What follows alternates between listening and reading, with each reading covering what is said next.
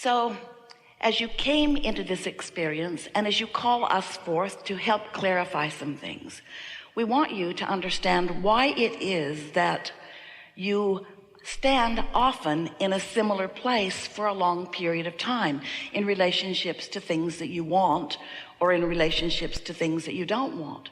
We want you to understand that your attention to a subject is a practicing of a vibration of it, and that when you give your attention to something for just a little while and then you return to that again and again and again, as you continue to think a thought, wanted or unwanted, about something or someone or about yourself, you develop beliefs. A belief is only a thought that you continue to think, that represent a very strong part of your point of attraction that you just can't get around. In other words, the universe is delivering to you all day, every day, evidence of what you think. Well, now many would say, well, then that's good, because what I believe is true. In the early days when Esther began receiving us, she was very excited about the idea of now being able to sort out what was true and what was not true. And we said to her, Esther, it would be better if you would realize that when you believe something, whether it is wanted or not, it's only a practice thought that will keep proving itself to you. So the proof is because of the attention to it, not because there's some greater consciousness or greater good who is in agreement with this. There are all kinds of things that are true that you do not want to live and don't need to live. But your attention to these things that you pronounce as truth and therefore worthy of my undivided attention holds you in holding patterns that you need not be in. So the way it works is, when you have a personal experience and you identify that you do not want something, you emanate a vibration about what you do want, even if you are not clear enough to say it in words. And we've been calling that step one of the creative process, because when you know what you don't want, you know what you do want. And in knowing what you do want, you are literally asking for the improvement, asking for what you do want. And when you ask, it is always given immediately, because the non-physical part of you, what you call source or God, is focused with you upon what you are asking for. So there is a huge vibrational influx of attention to your newfound desire. And the point of attraction of that newfound desire really gets goosed up in a powerful way once you have consciously identified that you want something. So now you've got this desire that law of attraction is responding to in a very powerful way. And the source within you is standing there with that new desire. The question is, what are you doing with your thoughts moment by moment, conversation by conversation? What are you doing with your thoughts? Are you in tune with your desire, or are you, like so many people, still justifying why you want the desire by pointing out to yourself what's wrong with not having it? Which are you tuning to? Are you tuning to the more money you're asking for, or are you tuning to the not enough money that has caused you to ask? And you can tell by the way you feel which end of that stick. You see, every subject is really two subjects, and you are often vibrationally contrary to what you really want without even knowing you're doing it. But as you begin to pay more and more attention to how you feel, then you can tell more often whether you are a vibrational match in this moment to your desire, or whether you are a vibrational match to your belief about this desire. And they're often very far apart. So the whole point of our interacting with you is not about step one or step two, because step one, you can't stop it from happening. You cannot stop from asking. And step two is, you can't keep source from answering. In other words, those steps are already taken care of. But step three is your work. Step three is to listen to the subtleties of the emotions within you, so that you can gradually guide yourself to more and more thoughts about what you do want, so that your desires begin to feel good to you. Remember how good a desire felt when you were little, before others convinced you that you were selfish, or that you shouldn't have it, or that you couldn't have it, or that you weren't going to have it. wanting something in that open, fresh air of free-flowing energy, where the energy that creates worlds is flowing through you, is the most delicious form of life experience. To have carved out from your life experience clarity within yourself about what you want, and then to tune yourself to the frequency of that desire so that there's no resistance within you, is the best feeling state of being that exists. You call it joy or exhilaration, happiness. We call it satisfaction. You call it clarity. We call it satisfaction.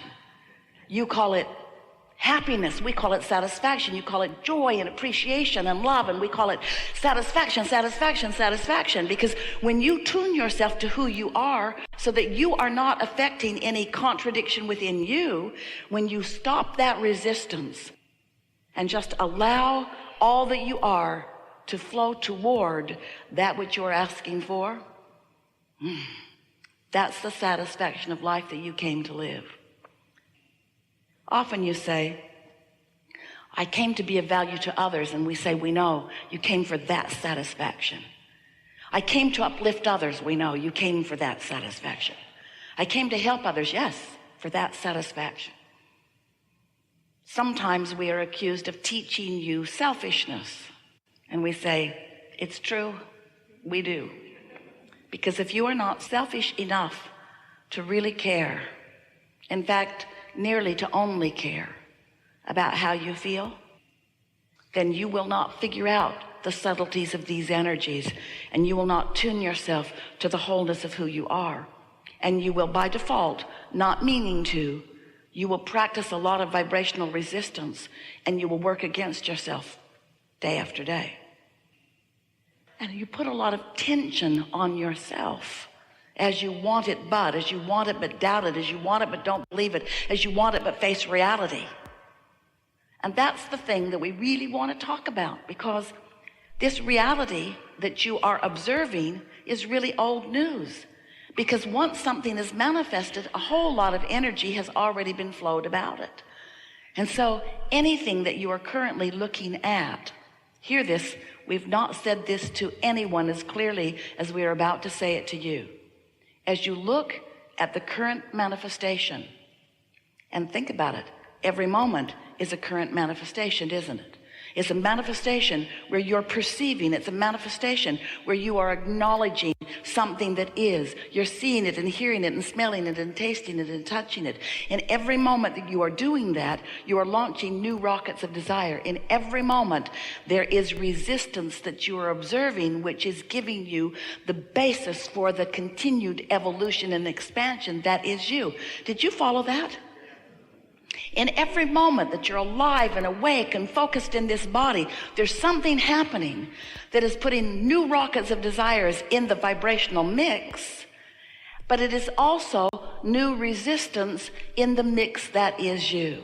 So just being alive and in this body makes you prone, and we love you so much for this very thing, prone to dealing with resistance. You just can't help it. It's a good thing, not a bad thing.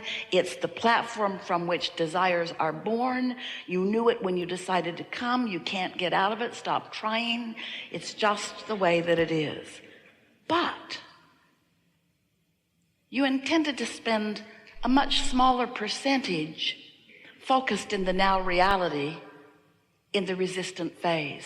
What you really intended to do is, once a desire was born, to give your mostly undivided attention to the new idea, because you knew that this forward vibration is really where it is at. In fact, it's so much where it is at that we wrote a book about it. We called it The Vortex, this vibrational reality where you've launched all of these rockets, and there is a very valid, very vivid, very real vibrational reality that is the beginning of what will be your manifested reality.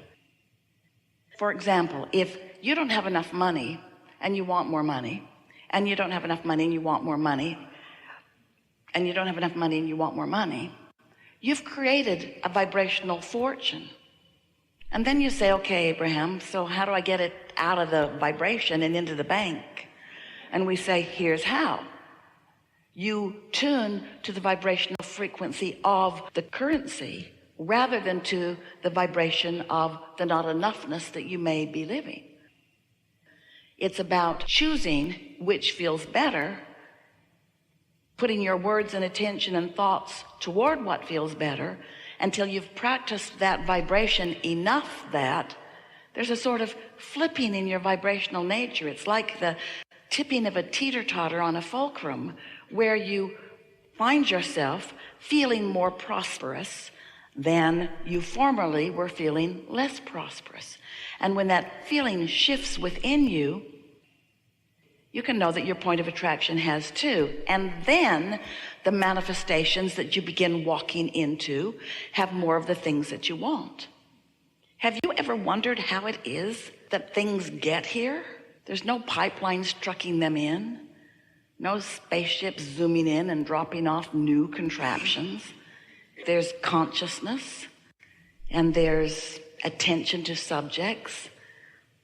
And we've been saying to you for a long time that if this time-space reality has the wherewithal to inspire a desire within you, that it has the wherewithal to deliver the complete goods, which means if this time-space reality can bring a question to you, it has the ability to bring the answer. And the answer is such a satisfying manifestation.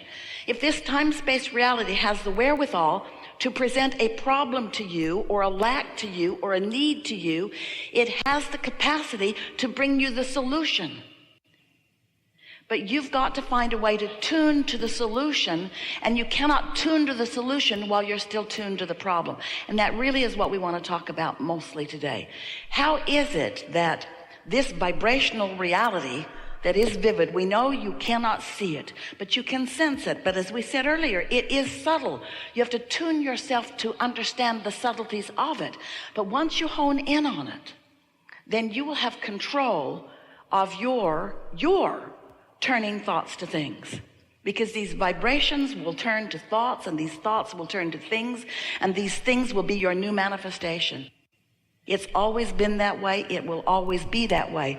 Most people do not understand that, and therefore most people just keep objectively observing the pros and the cons and the pluses and the minuses of what is, never having any real understanding that they are creating reality all the time.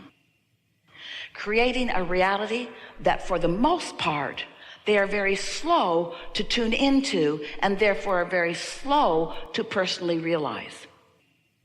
We want you to feel and to utilize deliberately the leverage of alignment. We want you to understand how it is that thoughts turn to things. We want you to be in the receiving mode so that you can be the receiver of the vibration and be right there consciously aware when the vibration bursts into an idea in your mind, and you understood that you were standing in an attitude of non-resistance, and therefore you were in the receiving mode, and therefore what you were asking for that's been being delivered to you by your inner being and by this vortex and by law of attraction that you haven't been hearing because you haven't been on the vibrational frequency, but now you have quieted your mind and you've meditated and you've stopped resistance, and now you're in that pure place, and now you receive the idea. Deliberate creation. That's what you've come to live, you see. So we said to you, you are the creator of your own reality. And at first you said good, and then you said, oh. And the more you got to know about law of attraction, the more you worried about things you said. You said, try to suck that back before law of attraction gets hold of that. But you can't suck it back once you've offered it vibrationally. You have to just keep tuning yourself to the vibrational frequency of what you want. And it is not a difficult thing once you begin to understand your emotions.